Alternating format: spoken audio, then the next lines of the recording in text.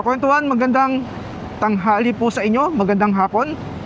Nandito po tayo sa EDSA, Quezon City at magpapakabit po tayo ng 1 RFID. Susubukan po natin ulit na magpakabit ng 1 RFID dahil nga sa mga bali-balita noon na hindi raw kinakabitan ang ating o ang mga 400cc na maxi scooter.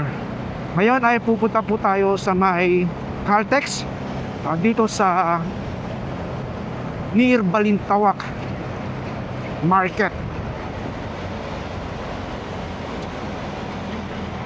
Yan, ito po yung Shell.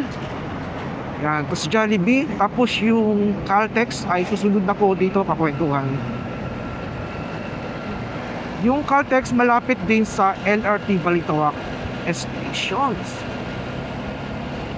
Kasi gusto na natin talaga magkaroon ng 1 RFID para yung pag-load natin sa RFID ay isahan nila. Yan, ito po yung Caltex. Alright, dyan po yung Pure Gold Balintawak. Yes, tapat lang po ng Pure Gold Balintawak pala siya, kakwentuhan. Yan, so dito si Easy Trip ay merong booth. Yan. Yan po yung kanilang stations. Auto Sweep. At Auto Sweep.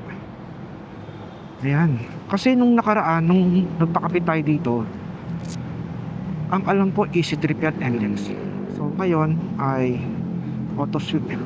Ito kakwentuhan, bago kayo magpunta rito, dapat dala po ninyo yung dalawang card o dalawang RFID card ng Auto Sweep at ng Easy Trip. Ito po, yan, dalawa po yan. So ito yung kailangan nila para makabitan tayo ng 1 RFID. So pupunta tayo din mismo sa may kanilang booth.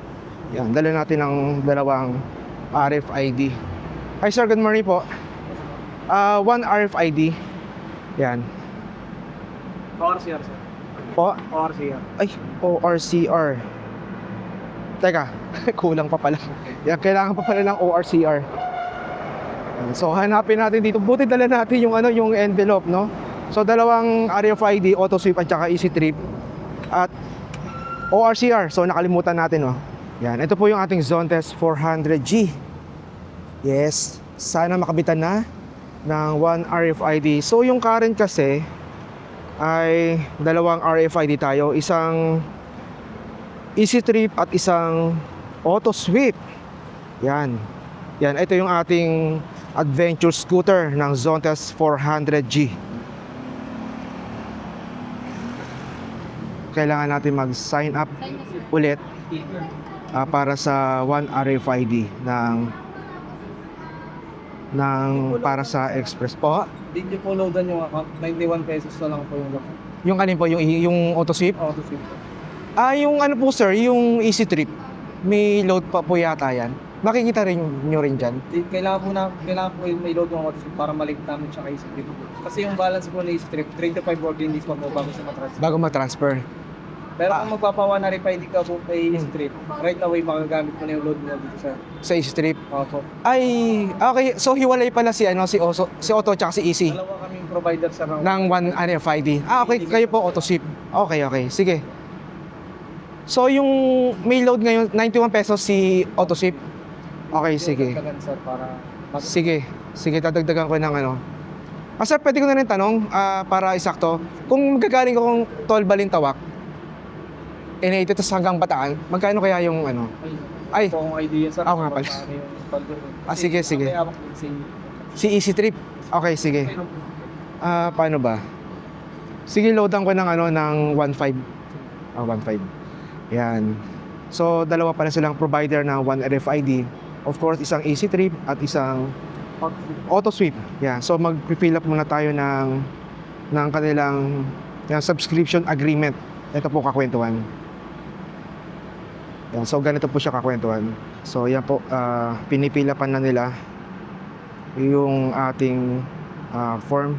Tapos, yung balance natin sa Easy Trip, 3 to 5 working days po matatransfer po yan sa 1 RFID. Since sila po ay auto sweep, hindi agad-agad matatransfer ang easy trip balance.